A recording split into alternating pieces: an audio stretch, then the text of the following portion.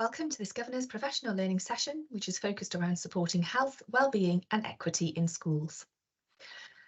By the end of this session, you will have a greater understanding of the key aspects of policy and documentation in relation to this area that support schools. You'll have an awareness of the support available from the AAS that your schools may access, and also some opportunities to reflect on questions that you may wish to think about or reflect on that you can ask to support you in your role as Governor in this particular aspect and area. Just want to say welcome and introductions to the team, and you'll get to meet each of us throughout today's professional learning session. So my name is Adelaide Dunn and I'm the Assistant Director for Health, Wellbeing and Equity, and I'm joined within the Health, Wellbeing and Equity team by Jane Crawley-Adams, Sian Farquharson and Kate Phillips, who will all introduce the section of today's session with you. First of all, just want to draw your attention to a number of key documents that you may wish to be familiar with as a Governor, particularly around this aspect and area of work. First of all, in respect of the Health and Wellbeing Area of Learning Experience, or AOLE, there are the Curriculum for Wales documentation around this particular aspect of the curriculum for schools to engage with, and there's a link on the slide for you to access that documentation. Another key important piece of documentation, and also something that's statutory for schools to be engaging with, is the whole school approach to mental health and emotional wellbeing, and this complements the Curriculum for Wales aspect around the AOLE, and again the link to that framework is available for you on the screen there. Similarly, another key aspect for this area of work is the Community Focused Schools Guidance, one of the key drivers of the Minister for Schools currently. And again, it takes you to a link to tell you a little bit more about that there. And also the Pupil Development Grant, which is a key aspect to supporting learners, and particularly around the aspect of equity as well. And there's a link that will take you to the guide around Pupil Development Grant. So some key documentation that you may wish to familiarise yourself with in respect of your role as Governor, in respect of health, wellbeing and equity. In terms of the support that the EAS provides, the support that we provide is bespoke support. So any aspect of support that an individual school accesses, which will be aligned to their needs. So depending on your school's development plan priorities, there'll be a range of professional learning and support that they can engage with, particularly around health, wellbeing and equity. And again, you don't need to access every aspect of health, wellbeing and equity that's available, but schools can then select the most appropriate aspect of professional learning on offer. And we have three models to deliver, which is a universal professional learning offer, targeted support, where we can go and work individually with a school on a particular aspect, or intensive support, which we can work alongside schools with as well. And again, support is designed, co-constructed and facilitated in a flexible way to meet the needs of the school. In terms of the offer from Health, Wellbeing and Equity, there are a number of key aspects that we provide support around. So first of all, that would be around the Health and Wellbeing AOLE. So we'll also provide support on curriculum guidance and resources. We also offer a physical health network, and we also work alongside Sports Wales with regards to their kit bag. So a number of different aspects that we can support with in respect of the curriculum offer. We also offer support around wellbeing, so we provide a well checklist and other audit tools. We link with education support, and again we also work alongside the Healthy Schools officers to support the whole school approach to mental health and emotional wellbeing. We provide opportunities for schools to engage in SEAL, which again supports their health and wellbeing AOLE. We also provide a leading wellbeing programme for those strategic leads within school who are leading wellbeing. And we also offer a strategic leadership of emotional wellbeing and mental health professional learning offer as well. And similarly, we can also undertake bespoke wellbeing reviews, adverse childhood experiences awareness and professional learning, and positive relationships professional learning alongside that as well. We also have a More Able and Seren offer, which provides more able and talented leadership, professional learning and guidance to schools, as well as the Seren offer that's linked to our secondary schools, and we'll tell you a little bit more about that later on.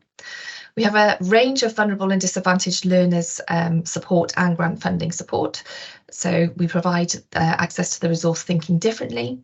We also provide professional learning programmes around tackling all aspects of poverty and raising the attainment of disadvantaged youngsters. We also provide support for our children who are looked after, or our care experienced learners, and we provide a professional learning offer for schools around that. We also provide pupil development grant guidance and support, including grant workshops, professional learning to support foster carers and young carers, and linked to Adoption UK. And we also provide support to a very key resource around teaching and learning, which is supporting vulnerable learners through the effective teaching and learning resource and professional learning that goes alongside that. We also provide support around family and community engagement. So we work with the Family and Community Engagement Toolkit from Welsh Government, and we also provide access to the Heart of the Community Award and networks that schools can access to support them in developing their community-focused schools work. And then we also offer support around the cross-cutting themes contained within the curriculum for Wales, which are diversity and anti-racism, and we offer a professional learning offer around that. Relationships and sexual education toolkit, support around Children's University and Careers Wales as well as the Children's Rights Resources and professional learning that goes alongside that. So on this slide here, just our team and our areas that we support around. So if you would like any support around these particular aspects, then please get in touch with us and we'll share our email addresses at the end of the professional learning module for you. And you're welcome to get in touch with us if you have any questions or queries around that. Alongside the professional learning offer that we deliver as a team, we also work alongside a number of partner schools, and our partner schools are on the screen for you here. And each of our partner schools has a particular aspect or area around health, wellbeing and equity that they can work alongside the schools within the region around. So we have a number of schools that work on anti-poverty and family and community engagement and are able to share practice with other schools and support their development around that. We have a number of schools that support careers and work-related experience, one of the cross-cutting themes, rights of the child, for example, the health and wellbeing area of learning and experience, or our more able and talented learners, or aspects around diversity and anti-racism. So as alongside the professional learning offer, our partner schools also offer support to other schools across the region in any aspect that they are particularly focused on in terms of their school development plans. So in terms of the professional learning offer and what's available from the EAS, we've divided this section into this part of the professional learning into a number of sections where we will reflect on some key questions for you as governors and then provide you with some support around how you can then support this within schools. So the first key area we're going to focus upon is how do we support schools to mitigate the impact of poverty. So we're going to take a moment to reflect on the grants that are available to schools, and these are the Pupil Development Grant, which also includes an early years Pupil Development Grant, and the Pupil Development Grant for looked after children as well. So they're more affectionately known as the PDG and the PDG LAC grants, and then the early years one is known as the EYPDG, often shortened to those acronyms. So some things that you want to be thinking about in terms of your role as a governor in respect of these is making sure that you have reviewed your school's PDG grant plans. Your school will produce a grant plan around how they are planning to spend the grant itself, and then how that links clearly with the school's development plan. So some questions you might want to think about are in respect of the Finance Committee, and have they reviewed and monitored the spend of the PDG? And has the school completed a PDG strategy statement and then reviewed the impact of this spend? So some things that you need to be thinking about. And then similarly, in terms of the PDG LAC, which is particularly focused around your care experienced children or your children who were looked after, has your school completed the cluster grant plan for the PDG? And they'll work together as a cluster to do this. And then how is this funding being used to support learners? So you might want to speak to the school around what the focus is for the cluster of schools, and in terms of how they're supporting those particular group of learners, and then how they're monitoring that in terms of the impact for the children in the school and within the cluster as well. So there are a range of support mechanisms for schools in terms of the PDG. So just a little bit more information around it and how it works. So the PDG is provided to schools and settings with children and young people from age 5 to 15. And again, schools and settings should be using that funding to support whole school approaches, and they can benefit all of the children and young people within their care, but they must be supporting the needs of eligible learners in light of the disadvantage they face. And those eligible learners are identified as those children who are in receipt of free school meals. So again, school leaders decide how to spend their PDG funding, but they must ensure that they spend it and plan the spend in line with terms and conditions of the grant. So there are a key number of areas that the grant spend should focus on. and they're listed on the screen there. So that high quality teaching and learning, aspects around community focused schools, early childhood education and care, supporting high aspirations and strong relationships, health and wellbeing, leadership, curriculum for Wales and qualifications, and supporting that post-16 progression. And there must be a particular focus on high quality learning and teaching and community focused schools, and this is stressed by the priorities of the Minister. And similarly, the EYPDG, or the Early Years PDG, gives some similar to support to children who were aged 3 and 4 in schools and nurseries. And again, that funding must be used to support emotional and social wellbeing, physical development, and support around speech, language, and communication. So in respect of the amounts of grants that schools are able to access, the PDG and EYPDG are given to schools and settings at the rate of £1,150 per child, and that has to be targeted at, or is counted against a free school meal, children who access free school meals aged between 5 and 15 who are in those compulsory school years, or children who are identified as who will be identified to access free school meals aged between 3 and 4 in schools and those non-funding, non-maintained settings. Similarly, in respect of PRUs and EOTUS, and then children and young people aged 3 to 15 who are care experienced, and they're identified as PDG LAC, and similar amount of money is provided to clusters for that. You can access the breakdown of PDG allocations for each school or setting, and there's a link for you on the slide there that will take you to the current allocations for the financial year 23 to 24. Now, one thing to note particularly is the universal rollout of free school meals. And please note, families eligible for free school meals support still need to apply, because this is the measure that's currently used to identify the number of free school meals children in schools and settings. If families don't apply for that free school meal status, then they won't be counted in the numbers, and then that means that the school won't be provided with that grant funding of £1,150 per child to provide that additional support in schools and settings. So it's really important that schools make sure that their families who are eligible to apply do so that they can make sure that the numbers reflect accurately the support that's needed in schools, and then equally the amount of funding that is received in terms of grants. So a couple of things to think about, and a checklist and things to think about. So we support schools and remind schools to attend the grant planning workshops or access the asynchronous recording of that professional learning, to review current programmes, interventions or strategies and whether they're succeeding by evaluating their impact. Identify any poverty-related gaps in learning, again using data and evidence about that the progress and well-being of those learners, and look at any trends in the evidence. Then decide what support, including tailored interventions, that will be put in place to address the gaps that have been identified. Again, drawing upon approaches for where there's strong evidence. So the use of PDG is then evidence informed. Again, ensuring that's aligned to the school development plan and priorities, and that's also shared with the governing body.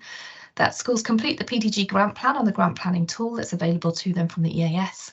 And then also update the school's PDG summary statement, which is a frame that's provided by the Welsh Government, and then they upload that to their Hub grant planning folder, and is also available on the school website.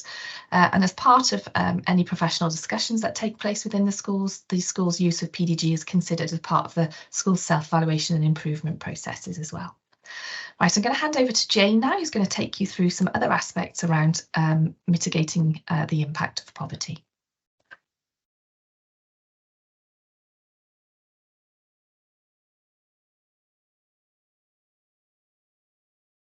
Hi, Jane Crawley-Adams here. This question is twofold. I'm going to talk to you about how the EAS supports schools to mitigate the impact of poverty, but I'm also asking you to consider how, in your role as governor, you support your school and the cluster to mitigate the impact of poverty. As a governor, there are some key questions to ask of your head teacher and senior leadership team. Does your school have an anti-poverty strategy? Does it link with other schools in your cluster? Who leads on the disadvantaged learners in your school? And who is the governor link for disadvantaged learners in your school? Does your school SDP have supporting disadvantaged learners as a golden thread? Does the head feed back to governors on the progress of disadvantaged learners at governing body meetings? How does your school measure impact of support for disadvantaged learners? And has your school engaged with either RADI, TAP or bespoke support for mitigating the impact of poverty? If so, what's the impact of this and how do governors know? And if not, is this something that you feel your school would benefit from? So why is this so important? Following the pandemic and the ongoing cost of living crisis, schools have changed. The current Education Minister, Jeremy Miles, has made addressing the needs of our most disadvantaged learners his key priority. Alongside this, Eston have emphasised that school inspections will closely scrutinise how schools mitigate the impact of poverty on learners, families and the wider community. Currently, as you can see, this is a high priority across education in Wales. And the EAS offers support using the following strategies and professional learning. Tackling all aspects of poverty, which is professional learning modules for school leaders. Raising the attainment of disadvantaged youngsters, or the RADI programme, and bespoke support for developing an anti-poverty strategy. Our roadmap is available to all schools and provides starting points for schools to develop their anti-poverty work. This can be done through our Tackling All Aspects of Poverty leadership training. We also work alongside the charity Challenging Education to deliver the Raising Attainment for Disadvantaged Youngster, or RADI programme. And as a team, we offer bespoke support for schools to develop anti-poverty strategies. Our resources and links support schools to cost their school day, develop effective PDG spends, collaborate with community-focused schools managers, and work with wider agencies to support learners, families and the school community. Dates for our upcoming professional learning can be flagged to school leaders by you as governors. Cohort 7 of the Tackling All Aspects of Poverty training will be in February, March 2024. Applications for Cohort 5 of RADI open in the spring term, and bespoke support is available throughout the school year for developing an anti-poverty strategy. And finally, the team supports the regional healthy schools officers with relationships and sexuality education in the curriculum. This is through the EAS RSE toolkit. This is available to all schools via Hub. It contains links and resources for the development of RSE across the curriculum.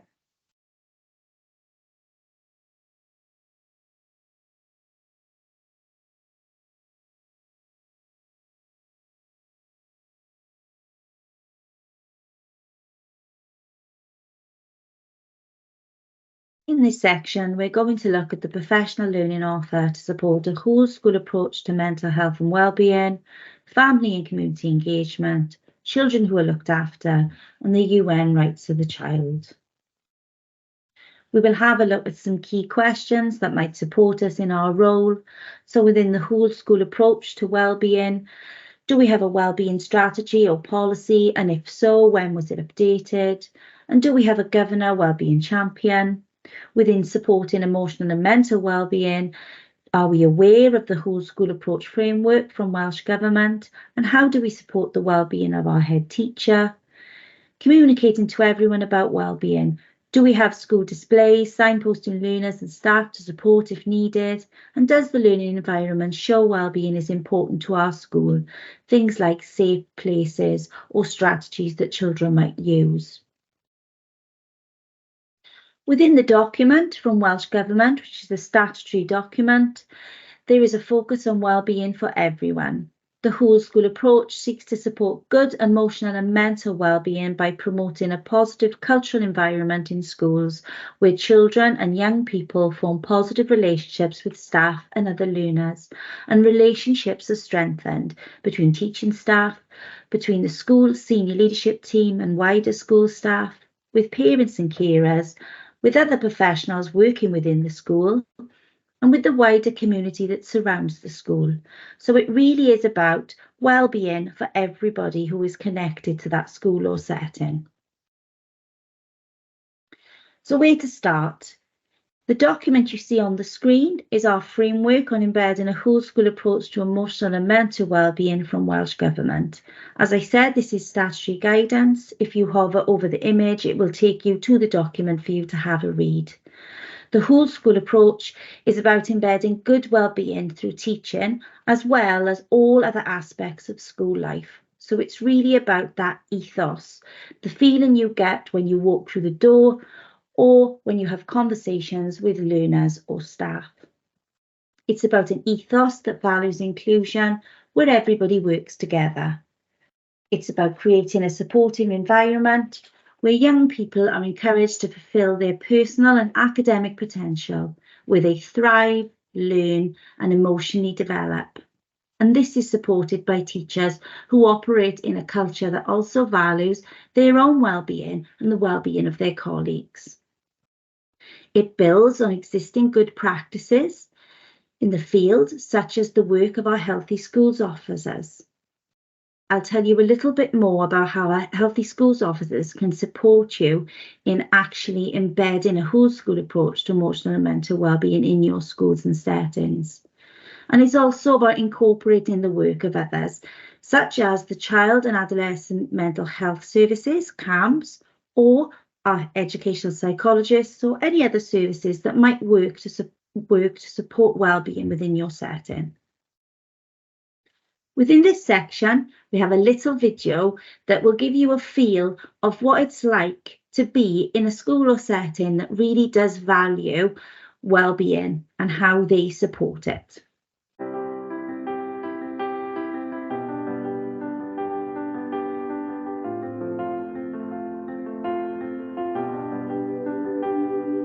In the whole school approach in Gwent, we see emotional well-being as something which is for everybody.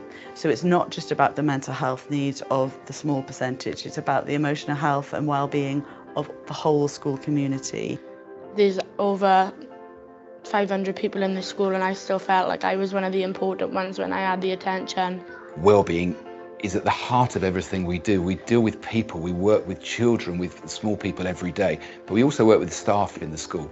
And you're only going to get the best out of the children if the staff feel they have high levels of well-being and they enjoy and feel rewarded in what they're doing. Mr. Davis took me to his classroom and he told me some very funny stories which made me feel very relaxed and calm when I was down in the dumps. When I feel upset, the teachers ask me what's wrong and they are always there to help me. And just seeing Miss Button with a smile on her face herself was really positive for me. Unless children feel happy, unless they feel valued and liked and contented, we're never going to start getting close to the potential that they can achieve. There's not many people, if any at all, who feel down, upset, fed up, disliked, disgruntled, unhappy, but still they really perform really well and they give everyone else what everyone else needs all the time. It just doesn't work like that. So unless we get the well-being right, everything else really is never going to fall into place. It's such an important thing. I don't worry about them at all, and I think that's, as a parent, that's the best thing that you can hope for. I feel like people care about me because whenever I fall, they always pick me up.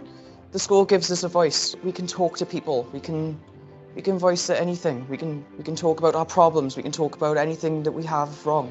There's always someone to help you. This school is actually like a home. It feels like a family to me. There's something about the magic, I think, that gets created in a school where everybody's well-being is really attended to.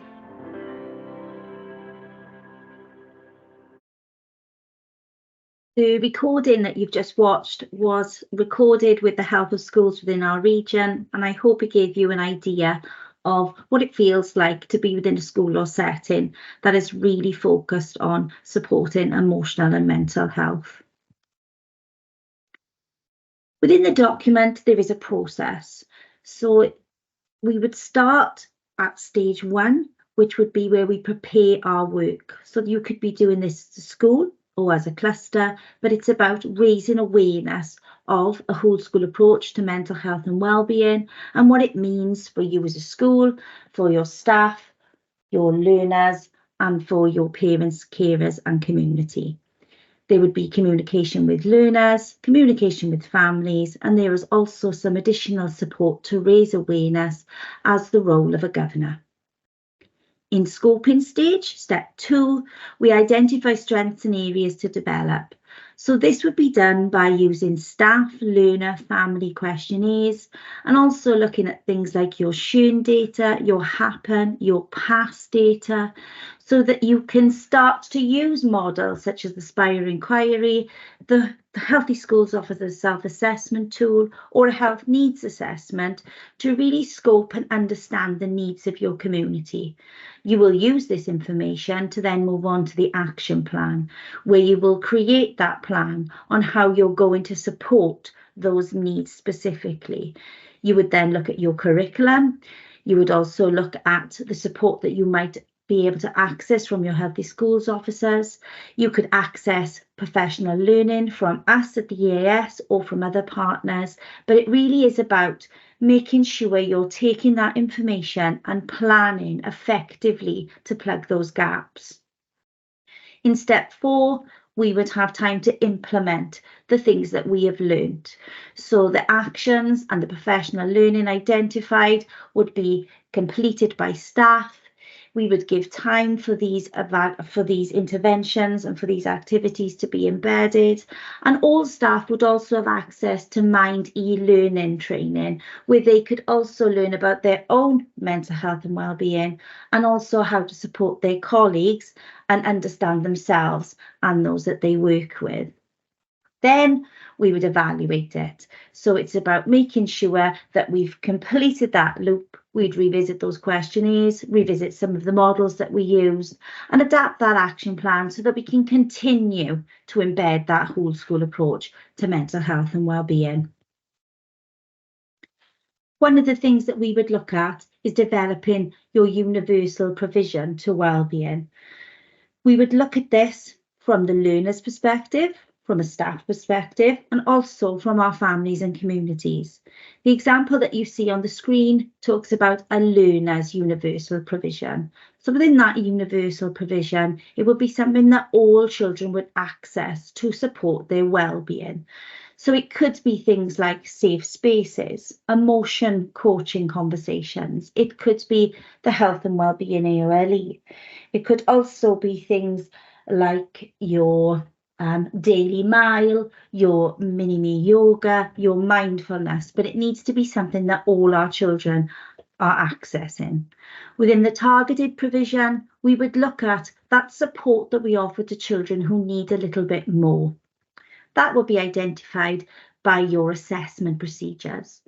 Things like nurture groups, Thrive, ELSA, social skills groups, they would be given to our children who would be sitting in that targeted provision area. From there, if they need that specialist provision, we would access things like our schools-based counsellors, our CAMs, our educational psychologists, who are specially trained in supporting our children's emotional and mental health. This then is an example of a provision for wellbeing that you might see within a school. Things like breakfast club, adverse childhood experience awareness, design to smile, jigsaw, curb craft, crucial crew, celebration assemblies, pupil voice, relaxing boxes, daily mile, rights of the child, snack and chat, emotional and mental health. All of those things would be accessible to all our learners, so therefore would sit in our universal provision. Within our targeted provision, you might see things such as Lego therapy, enhanced transition, ELSA, roots of empathy, forest school groups. All of those things that our children who need a little bit more might have access to. And then on that specific part, your CAMs, your counselling, your EdPsych, and those types of things as support. But as I mentioned previously, we do need to assess well-being so that we know where our children are. Assessment of well-being can be sometimes difficult, as well-being is fluid and it doesn't always say the same. But we would use things such as our Shun data, our Happen data, our PASS, We would also use our understanding of adverse childhood experiences and the knowledge that our staff have of our learners and their families. This would be linked to observation, and things like your wellbeing check-ins will then become important on assessing the whole child. To support this work, we offer professional learning for our wellbeing leads. So Leading Wellbeing is a session that we run virtually where we focus on the statutory document from Welsh Government, and we focus on those key areas of learner, staff, ourselves and our families and carers and how we can support them. And within that, we support the leads that join us to create those tiered approaches. Our next session is on March the 6th, if you'd like to share that with the wellbeing leads in your school. We also offer adverse childhood experience awareness. Lots of our schools in our region have completed this, but because of staff changeover or new staff, sometimes we need to offer this to our staff within schools. It's about understanding trauma-triggered behaviour and also learning the strategies to support them within the school environment. And that's on the 24th of January and is in person, and there is a link there for you to book. We have some other questions then to look at when it comes to some other key areas of our work. Family and community engagement, which you might also understand as community-focused schools. So some of the questions we would look at: do you have a FACE officer or team? Who is the governor linked to family and community engagement in your school? When supporting our looked after learners, do you know how many looked after children are on roll? And what intervention programmes are in place to support those looked after children? Raising awareness of children's rights, UNCRC. Have you taken a rights walk? And are the rights visible on letters or displays within your school and setting? Community-focused schools or family and community engagement. We have a pathway to supporting family and community engagement and community-focused schools within our professional learning offer. So we use the Family and Community Engagement Toolkit from Welsh Government as a starting point. This looks at leadership. It also looks at embedding a whole school approach to FACE, welcoming your families to engage with school, helping families to actively support their children's learning, and developing community partnerships and multi-agency working. We offer this in a professional learning session that gives you an overview of the resource. We also then have network sessions where we share practice and practitioners can dip in and out so that they have those ideas and resources that they might need. When our schools and settings have engaged with the FACE toolkit, we then offer access to the Foundation of Community Engagement Heart of the Community Award. This award is in 3 levels, so bronze, silver and gold, and schools use the audit tool within the award to work out where they are, plug those gaps and build on the work that they're already doing. And it's a real celebration of how they build relationships between families and the communities. I've also popped in some of the updated community-focused schools guidance for you. So as part of the national mission and to tackle the impact of poverty, family and community engagement or community-focused schools is vitally important.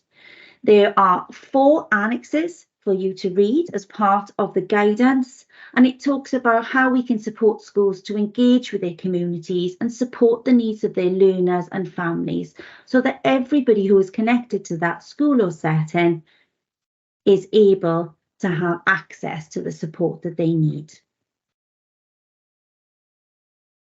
This then is an overview of the toolkit. So the toolkit is designed to be a practical resource for schools. It's not a prescription, but a framework to help schools on their self-improvement journey.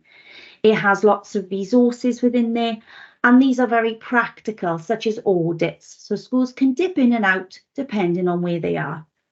It's designed to help schools meet the requirements of the school development plan and also links with up-to-date guidance. And you'll find that using this and the community focused school guidance together will give you a really good starting point on how you can really build those relationships between your parents, carers and the community. And those are the dates for our FACE Toolkit overview. So the 20th of March and the 19th of June, and they are virtual sessions for staff to join. We also offer support for our designated children looked after leads.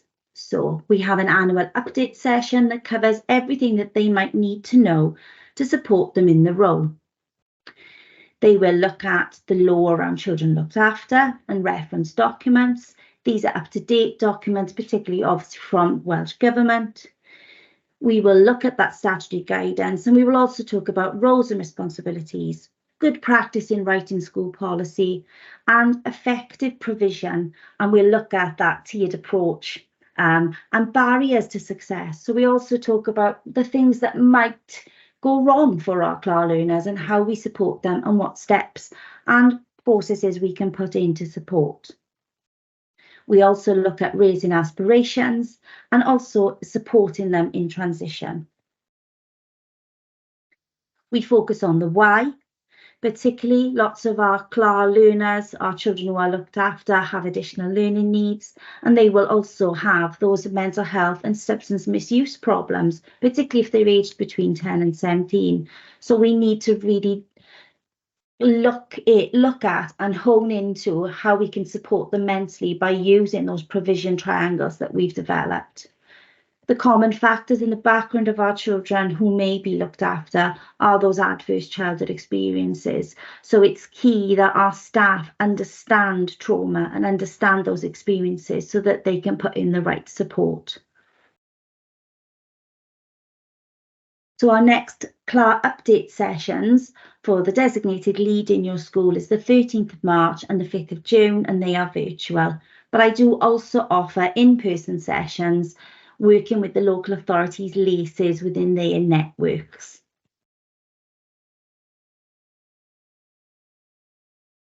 Hello, my name is Sian Fogson from the Health, Wellbeing and Equity team.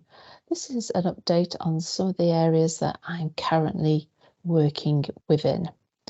So first of all, the More Able and Talented strategy. We've been supporting schools for some time now in terms of supporting them around supporting their more able and talented learners. So from a governor point of view, some of the questions that you could ask is, do we have a MAT strategy or policy? And if so, when was it last updated? And do we have a school MAT lead and governor MAT champion? When we talk about MAT, this is more able and talented. So these are learners with a particular skill, or whether that's academic or other. And it is important, like all other groups of learners, that schools are able to support them bespoke to need. Some other little tips and questions there in the middle section. You know, for example, in secondary school, are we aware of how well our SEREN learners are achieving? And in primary school, how well our MAT learners overall are achieving? And how do we support MAT learners in school in a wider capacity? You know, what opportunities and provision is in place? And at the very bottom there, very importantly, is transition, whether that's primary to secondary or secondary, Key Stage 4 to Key Stage 5. What is the current policy or approaches in school to ease that transition from one establishment or learning environment to another?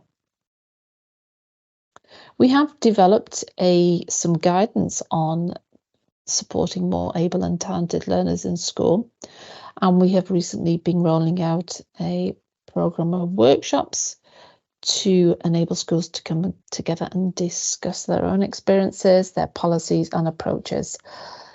The document you can see in the shaded blue there is the title of the document, which supports school, and underneath is the link to that document.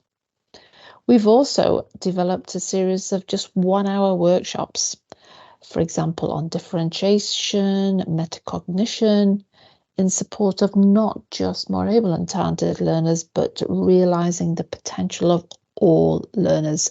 And there are just some links that schools can access to either pick up the guidance document or book onto some of the short courses I've mentioned. The guidance has different titles within it, such as, how do we ensure equity, leadership? What about the vision? Does the school have a vision for more able and talented? As I said, it is a guidance, and hopefully it's something that schools will find useful and enable them to go on their own journey in supporting their MAT learners. The Children's University is just one aspect or one piece of the jigsaw in terms of support for realising the potential of all our young people. And here we have the Children's University. EAS is a hub for the Children's University. And the way in which it works is learners gain points for all the out of classroom learning that they take part in, whether that's a book club, whether that's a chess club, it could be sports clubs, music clubs, any event really which broadens their learning capacity. And each time they take part in a particular event, as I said, beyond the curriculum, beyond the classroom, then they can gain points for taking part. And then they can work their way up through their bronze award, their silver award, their gold award. And schools are able to make a big fuss, celebrate success with parents, with local communities.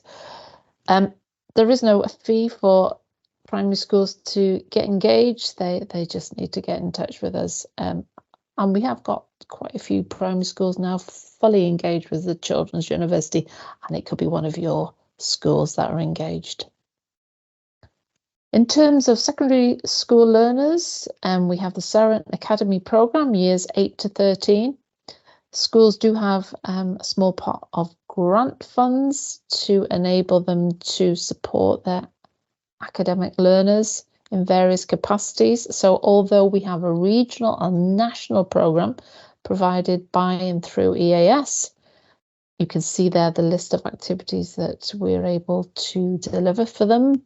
Personal statement writing, how to choose a university and degree, different subject workshops, Oxbridge applications, Olympiads, admission tests, university trips, and a lot more. And this obviously before the Christmas break. It's a very, very busy time, certainly for our year 12s, putting their university applications in, being invited for interviews, having to sit additional assessment tests, admissions tests. So a lot of support goes into supporting those young people. But, we start at year 8 to make sure that we are constantly supporting and building their confidence, their motivation, and their aspiration to apply to a competitive university. So worth asking your secondary school what their current Seren engagement is, how they're tracking and monitoring their Seren learners as they make progress. And finally from me, I just wanted to mention employer engagement with Seren learners and the programme itself. We're not going to clip the wings of our young people in terms of which university or course they choose, but we are keen where we can to attract the talent, either retain the talent in Wales or entice them back to Wales. So how do we do this without curtailing their higher education ambition? We can do this through working with local industry, which we want this to be a two-way benefit or advantage, supporting local industry with their succession planning, certainly needing to know where graduate placements are both now and in the future. We have some industry partners who provide mentorship schemes, placement opportunities, so that, when our Seren learners leave our schools, go off to the university, they have a link back in South East Wales. So we'll speak a little bit more about this later on through one of the cross-cutting themes, but we just wanted to raise that awareness really, and that if you are a governor in industry or in local businesses, and this is something you feel you could offer SEREN learners within your school, then please do speak to the head teacher. So that's all for me. Thank you for listening. And finally, just some support around those cross-cutting themes. So again, on the slides here, you have a link directly to the Curriculum for Wales aspect around each of those cross-cutting themes, which will give you a little bit more detail around what those entail in respect of the curriculum. And again, those 4 cross-cutting theme areas are around relationships and sexuality education, or RSE, as it's also known, human rights, diversity, and careers and work-related experience. And again, we're able to offer some support around each of those aspects for schools. Some of these we'll have touched upon a little bit earlier in the session. So just a reminder around that relationships and sexuality education toolkit and what's available in respect of that. We also have support around human rights. So we have a roadmap that supports schools in that development of that, and a professional learning offer that also goes alongside that. In the cross-cutting theme of UNCRC, which is the rights of the child, we use a road to rights to support our schools and settings to embed those children's rights within everything that they do. We currently offer professional learning that shares ideas and practice, primary and secondary examples, so that schools can see how they can begin to get on that road to rights. Things like having leadership, creating a team, understanding and knowing your rights, making sure that everybody within the school community understands those rights, but also then auditing that understanding so that we can create a plan and also map it into our curriculum. We would be adopting the language of rights, using it on our letters, on our websites, on our Twitter, in our assemblies, everywhere within the school, so that we could really make sure that our children understand and can see those rights wherever they are within the school. We would also do that by making it visual. So lots of our schools might have an emblem or a logo that they use, so that when you see that on the letter or the display, you know that they're talking about the UNCRC. We would have our pupil voice groups, and we would make sure that we listen to these effectively, ensuring that we do the you said, we did, and we show them that we've listened and we've changed because of the things that they've said. And we would be reviewing and then making next steps. We work with the Children's Commissioner's Office, share their resources, which are fantastic at auditing and assessing where schools are. They have posters and cards, lesson plans, assemblies and videos that schools can access, and we make sure to signpost them to schools, as they are a free and very useful resource. As I said, we have some professional learning, and this is one of the sessions that we offer. So on January the 10th, we have a virtual session where we talk about having that children's human rights approach to education in Wales by raising awareness and embedding children's rights into the curriculum. We have some primary and secondary examples, and also somebody from the Children's Commissioner's Office is coming to share some of their resources with us. So I've just given you that link to share with your schools and settings.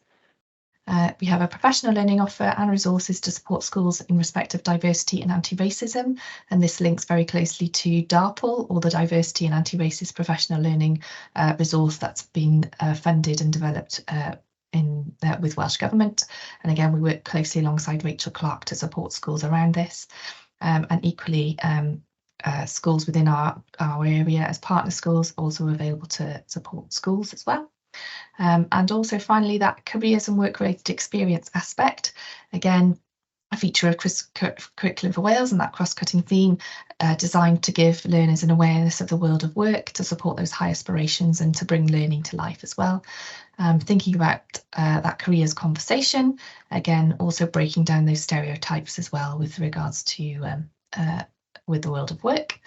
And again, some things to think about in respect of careers and work-related experience for governors. Again, in both primary and secondary schools, thinking about how governors can contribute to the school's career provision.